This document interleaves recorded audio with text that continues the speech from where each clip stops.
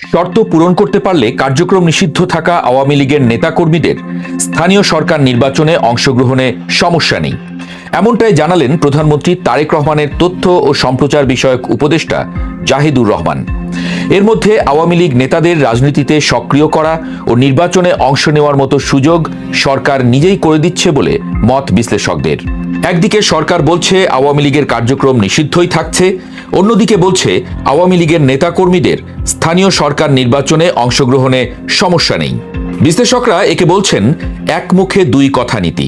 তাদের যুক্তি, মানুষ ছাড়া দলের কোনো ভিত্তি নেই, দলের কোনো দোষগুণ থাকে না, দলের দোষগুণের দায় বর্তায় দলের সদস্যদের কাঁধেই। তাই সরকারের এমন নীতি জন্ম দিয়েছে নানা প্রশ্নের। তাদের মতে সরকার শুধু দল আওয়ামী লীগকেই আটকাতে চাচ্ছে, এভাবে আওয়ামী লীগকেই আদতে সক্রিয় করা হবে। কেন তাহলে আওয়ামী লীগের নেতাদের ফেরাতে চাইছে বিএনপি? বিশ্লেষকদের মত, ক্ষমতা গ্রহণের পর নানা চাপের মুখে আছে বিএনপি। দলটির কট্টর সমর্থকরাও দলের পারফরমেন্সে খুশি নন তেমন। বিরোধী জামায়াতের চাপ নিয়মিত মোকাবেলা করতে হচ্ছে তারেক রহমানের দলকে। ওদিকে এনসিপিও বেশ গুছিয়ে নিয়েছে। এ সময় নিজেদের হাত শক্তিশালী করার বিকল্প নেই বিএনপির সামনে। নির্বাচনে আওয়ামী লীগের ভোটারদের টেনেছে বিএনপি, তাদের ভোটেই পেয়েছে ভূমিধস জয়। এখনো প্রয়োজন ফুরায়নি তাদের। উল্টো দেশের পরিস্থিতি নিয়ন্ত্রণে রাখতেও আওয়ামী লীগের নেতাকর্মীদের ঠান্ডা রাখার বিকল্প নেই। এদিকে দিন যাচ্ছে, প্রকাশ্যে আসতে শুরু করেছে আওয়ামী লীগ, বড় হচ্ছে মিছিলের বহর। এ অবস্থায় বিএনপি সরকার কখনোই চাইবে না গণধরপাকড় করে দেশের পরিস্থিতি নিয়ন্ত্রণের বাইরে নিয়ে যেতে। তাই আওয়ামী লীগকে যতটা নিয়ন্ত্রণে রাখা যায় এ নীতিতেই হাঁটতে পারে সরকার, এমনটাই মত বিশ্লেষকদের। সচিবালয়ের সাম্প্রতিক ব্রিফিংয়ে তথ্য উপদেষ্টা জাহিদুর রহমান সাফ জানিয়েছেন, সন্ত্রাস বিরোধী আইন 2009 সংশোধনের মাধ্যমে আওয়ামী লীগের দলীয় কর্মকাণ্ড নিষিদ্ধ রাখাই বর্তমান সরকারের মূল লক্ষ্য। তবে স্থানীয় সরকার নির্বাচন নির্দলীয়ভাবে সম্পন্ন হওয়ার কারণে ব্যক্তি হিসেবে আইনি শর্ত পূরণ করে যে কেউ এতে অংশ নিতে পারবেন। সরকারের এই কৌশলকে বিশ্লেষকরা দেখছেন ভিন্ন চোখে।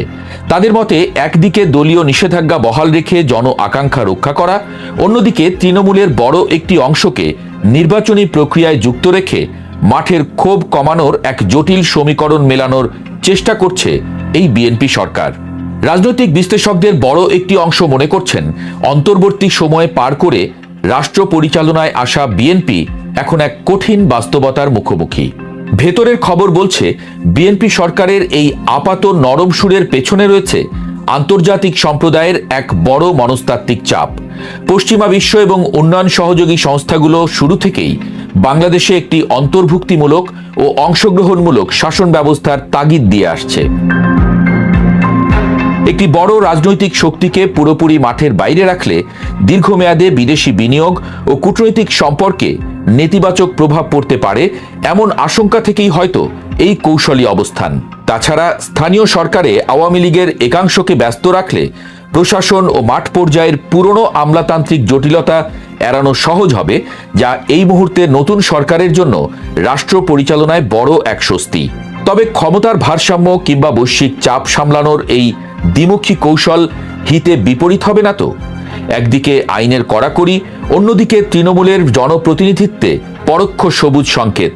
সরকারের এই ভারসাম্য রক্ষার রাজনীতি শেষ পর্যন্ত মাঠের শান্তি বজায় রাখবে নাকি নতুন কোনো মেরুকরণের জন্ম দেবে, সেটাই এখন দেখার বিষয়।